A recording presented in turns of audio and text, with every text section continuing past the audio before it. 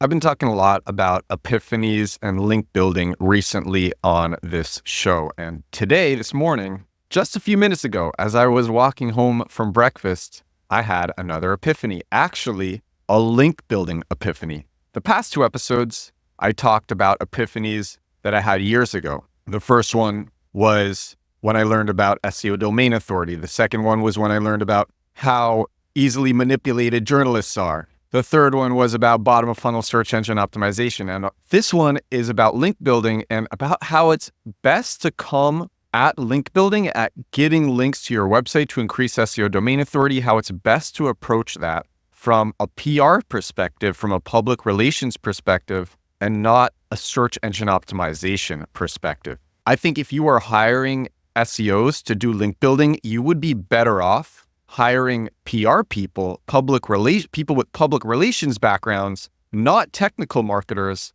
and then teaching them technical digital marketing. One of the reasons I think I'm so good at search engine optimization and digital marketing is because I understand public relations and I've studied public relations. I wasn't always good at public relations, but I studied it a lot. I've read books like Glassjaw. That was a great book. That book was ahead of its time. It's about how to protect your reputation in an age where it's so easy to get canceled, but it was written in 2014. So it was ahead of its time. And that was a great book. But I also learn from other people. I look at people who are way bigger than me and I see what they're doing and I learn from them. For example, I talk about how I've basically figured out if I want to go viral with something that's not directly relevant to my niche, it's in my niche, but it's not directly search engine optimization. So for example, I could take a bunch of big viral stunts in the advertising areas from huge corporations. I could put them in a video, and I've done this before.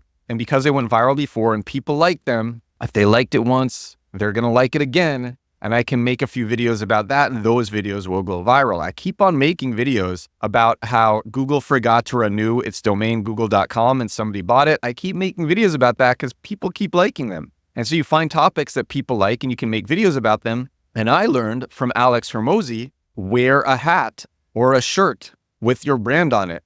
If you're going to go viral all the time, wear a hat or a shirt with your brand on it. It's the same thing as going to conferences or events with a t-shirt with your brand. But the thing is, when you go to conferences with your brand name and you're just meeting people like that, that's kind of cheesy and not that many people see it.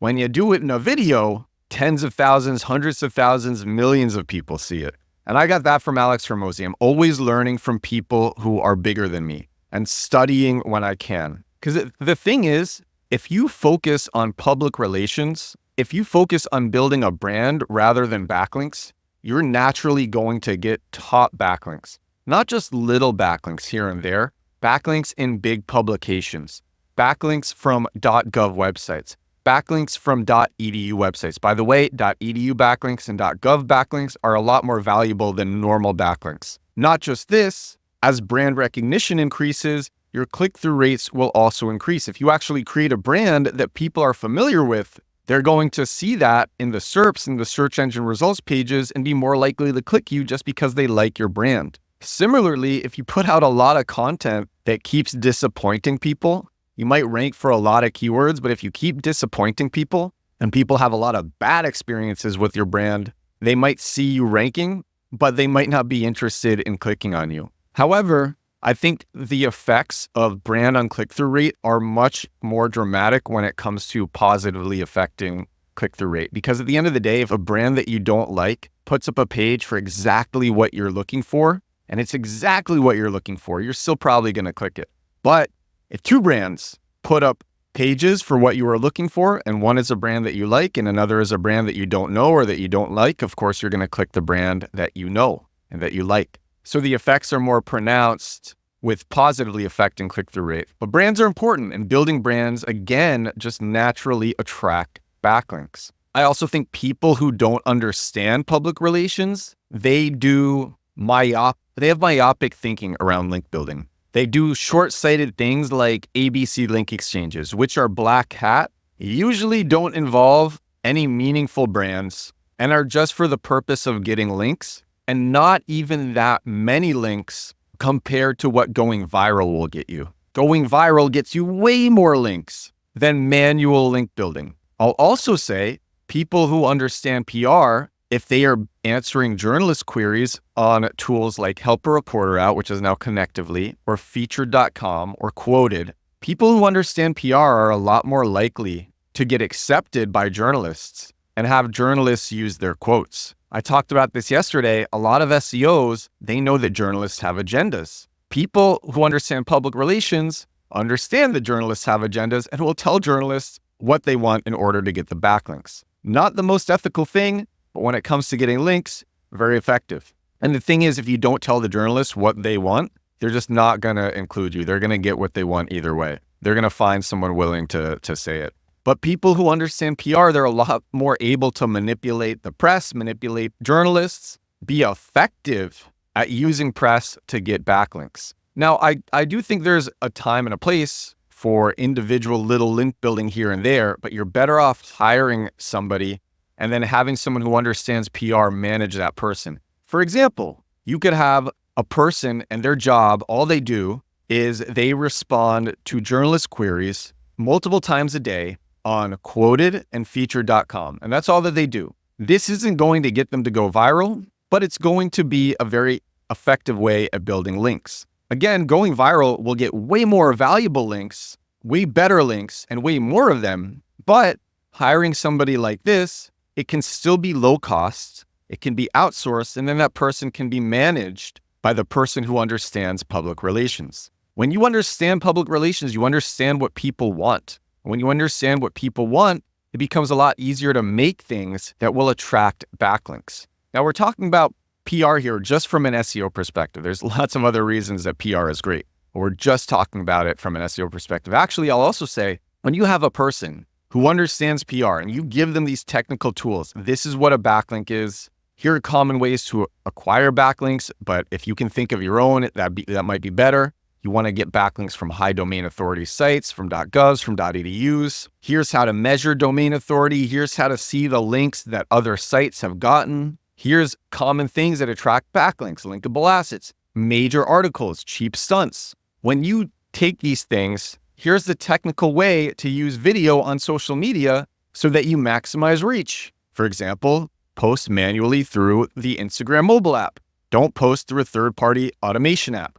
When you give these technical tools, this technical understanding to a PR person, it's like adding fuel to the fire. These people will be very capable of getting high-value backlinks. The problem is most public relations people, they're not technical, and their bosses are not technical. And so when they get mentored, they don't learn technical digital marketing. And then when they mentor other people, they're not teaching technical digital marketing. But again, if they had these technical skills, they would be unstoppable. Almost forgot to mention keywords. For those watching, I stopped recording, unplugged everything, and then I remembered I got to talk about keywords with public relations, because when PR people are informed with keywords that are valuable to a company that a company wants to go after, or understands the language to use that represents the niche, and that PR person is doing stunts, events, marketing blurbs are being sent out. You want those marketing blurbs to have language pertaining to your niche or even keywords. This will make it so much easier to rank for these keywords. Now you have a bunch of links pointing to your site. Your brand name is used in sentences that have the keywords. The links have the keywords, or the keywords are near the links. And all this says to Google, this website is about these things. It's about this topic. It is about this keyword, these keywords. Something that drove me crazy when I was at one of the biggest agencies in the world doing SEO for some of the biggest companies in the world. All of the sister agencies, they should have been informed with the SEO efforts. If they understood the keywords that were valuable to us, they could have literally just inserted a keyword here and there in a marketing blurb. It would have made it so much easier to rank for things. Even sites that have high domain authority, because when you have really high domain authority, you are playing SEO at the highest levels. You are going after the most competitive keywords. So you want to stack the odds in your favor. A way to do that, if you're going after literally the most competitive keywords, you want to get lots of links to important pages. You want to have language and the keywords used around your brand and the links that are covering these keywords. But the sister PR agencies and marketing agencies, they weren't informed with the SEO efforts. And that drove me crazy. Everything would have worked so much better together. Because here's what happens when a site gets better rankings and has a higher market share of the search engine results pages. Now the brand is familiar. It makes it easier to capture attention with paid advertising, or makes it easier for people to come to events. It's just a bigger brand name. When you have more top of mind awareness, more people want to be associated with you. Everything works better together. All right, back to the original recording. Say what you want about Elon Musk. Very divisive figure for a lot of people, but he is great at PR and gets written about a lot.